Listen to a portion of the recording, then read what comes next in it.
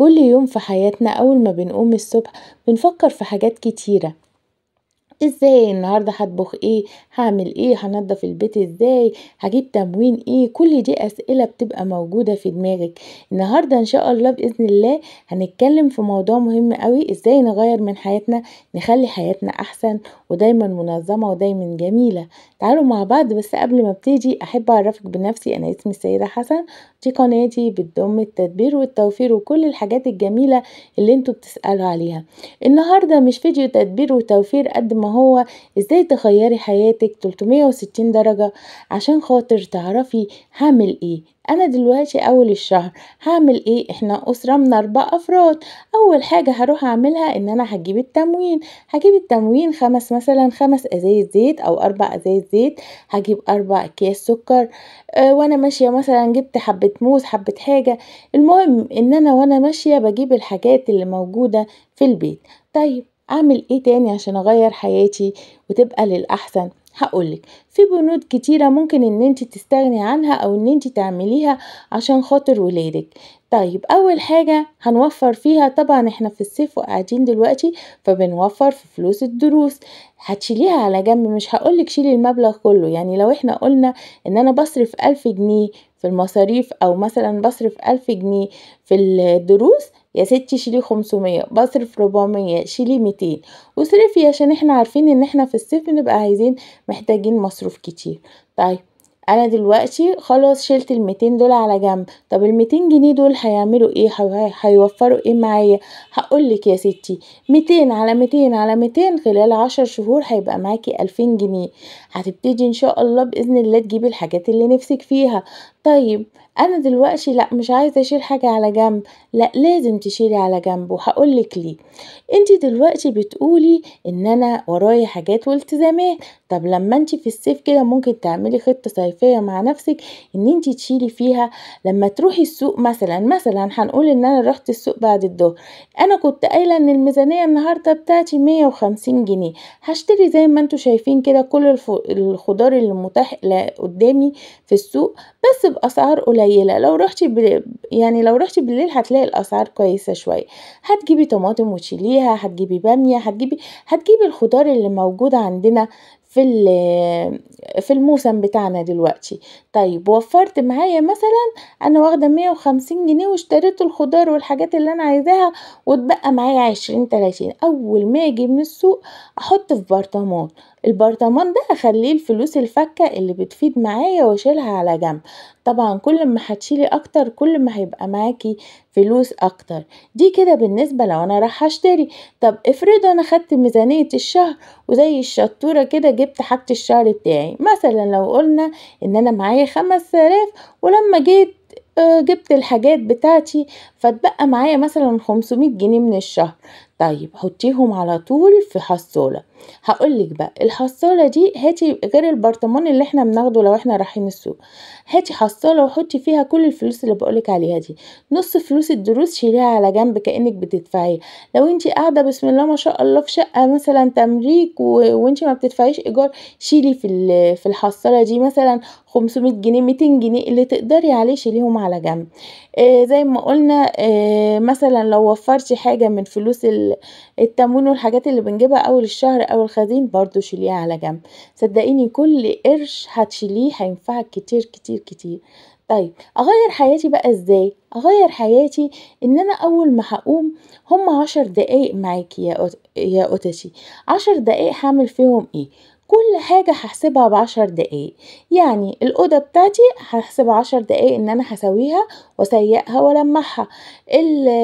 الحمام نفس الحكاية. اول ما ابتدي بالحمام والمطبخ وبعدين اطلعي على الأوض. ده هيوفر معاكي كتير. هتلاقي ان من نص ساعة او حاجة اظبطي التايمر كده قدامك.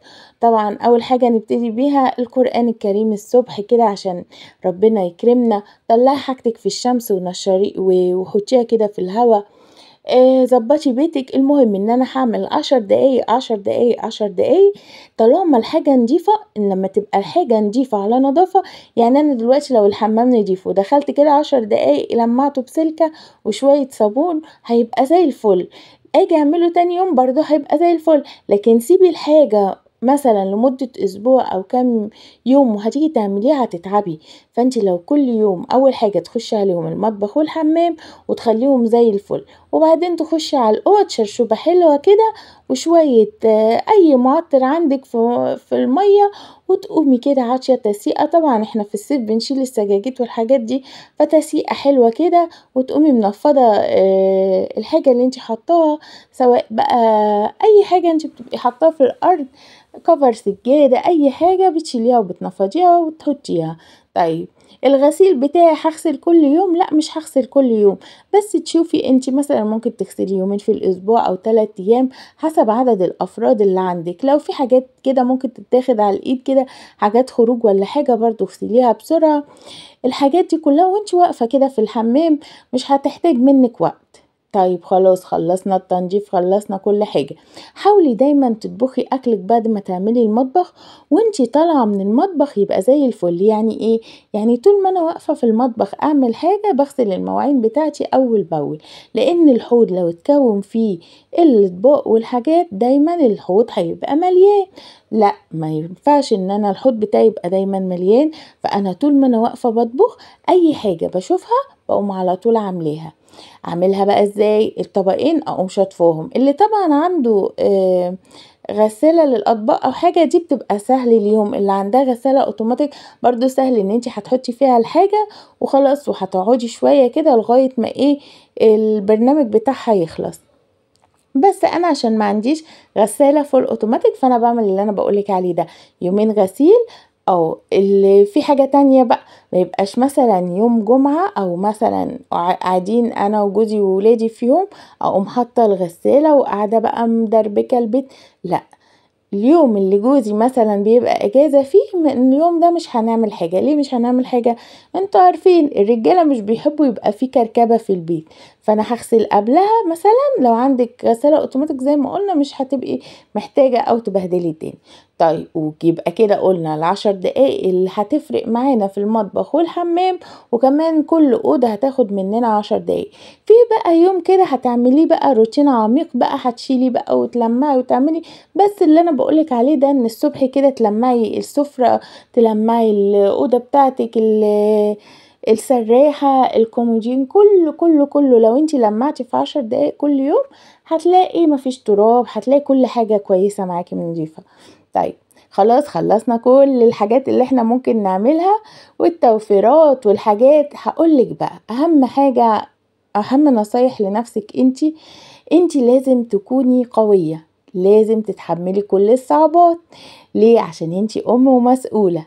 طيب وهتقولي لي يعني هو جوزي ما يتحملش؟ لا يتحمل، بس هو طول النهار في الشغل وطول النهار تعبان. فاحنا مش عايزين نخلي. انتي لو روقتي بيتك كده وخليتي حياتك حلوة والله بجد بجد هتبقى حياتك جميلة. ازاي؟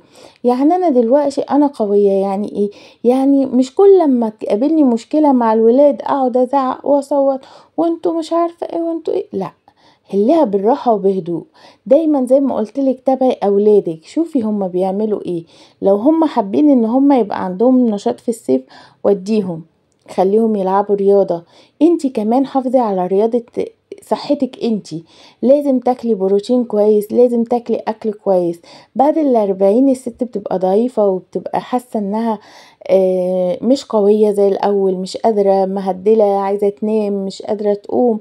كل ده بسبب ان احنا بنقول لنفسنا ايه؟ لا لا، المهم حاجة العيال، اهم الحاجة مش العيال، اهم حاجة نفسك انتي. لازم انتي تقومي من النوم كل يوم عندك نشاط عشان تقدري تخدمي العيال وباباهم والبيت وكل الحاجات اللي انا بقولك عليها دي. لازم تاخدي الفيتامينات بتاعتك بس مش مع نفسك، لازم تروحي الدكتور يكتبها لك. لازم تعملي رياضة كل يوم، لان الرياضة اللي بعد سن ال40 دي مش رفاهية، بالعكس لازم تاكلي بروتين كويس عشان تبني عضل. البروتين ده هو اللي بيخليكي يا ستي. مفيش اي بروتين في البيت النهاردة ماشي عطيت عيال انا حتة اللحمة بتاعتي او حتة الفرخة، اقل حاجة انك تسلقي بيضتين وتاكليهم. دي اقل حاجة. لو انتي مش بتحبي الفراخ او اللحمة او مثلا يا ستي مش متوفر في البيت، اعملي مش متوفر النهاردة ان انا هجيب فراخ او سمك او حاجة. بصوا البسارية اللي انا بعملها دي ب20 جنيه وهتاكلي وهبصي من غير ولا نقطة زيت، زي ما انتوا شايفين كده نقطة زيت واحدة بس. برضو نفس الحكاية، النهاردة معيش ان انا اجيب لحمة، اسلقي بيضتين، البيضة يا ستي ب4.5 وب5، اسلقي بيضتين ب10 جنيه. المهم انك لازم يبقى عندك كتلة عضلية في جسمك عشان خاطر ما تتعبيش، وعشان ما تقوليش انا تعبانة وهمدانة. لازم كمان تتابعي الانيميا، لانك انتي لازم تبقي قوية عشان خاطر ولادك. عارفة ان شاء الله باذن الله اسمعي كلامي في كل كلمة انا قلتها لك، والله هتفرق معاكي كتير. انتوا عارفين ان انتوا اخواتي وحبايبي، وانا يعني بحب ان انا اقول لكم كل النصايح. خففي كمان من وزن جسمك، عشان لما انتي بتخسي بتحسي ان الحياة كلها جميلة قدامك. يا رب دايما تكون حياتنا حلوة، يا رب دايما تكوني بخير، يا رب دايما دايما دايما تبقوا في احسن صحة واحسن حال. الكلمة اللي انتوا بتحبوها مني دايما، اشوفكم يا رب على خير. وطبعا انتوا بتحبوا كلمة قطتي، مش عارفة، في ناس بيقولوا لي قول لنا يا قطتي، وفي ناس بيقولوا بلاش يا قطتي. بس بجد بجد انا لما بقول لكم يا قطتي لان انا بحب القطط جدا، وانا بحب انتوا عزازين عندي على قلبي. واشوفكم ان شاء الله في فيديو جديد، ومع السلامة.